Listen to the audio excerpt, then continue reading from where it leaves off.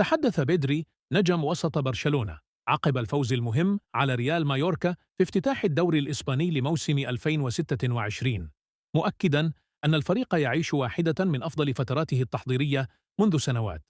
وأوضح أن التدريبات الجماعية التي خاضها اللاعبون منذ البداية منحت برشلونة إضافة كبيرة على المستوى البدني والفني. وقال بيدري: لقد عملنا بجد خلال فترة الإعداد، وهذا انعكس على أدائنا داخل الملعب. الجميع كان حاضرا منذ اليوم الأول، وظهر الانسجام واضحا في المباراة الأولى.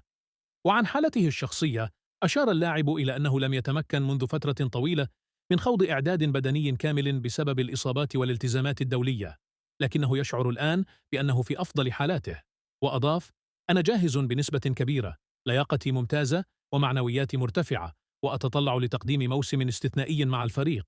كما شدد بيدري على أن هذه البداية الناجحة تمنح برشلونة ثقة كبيرة لمواصلة المشوار بقوة، مؤكداً أن طموح الفريق هو المنافسة على جميع البطولات هذا الموسم، وإسعاد الجماهير التي تنتظر عودة البلوغرانا إلى القمة.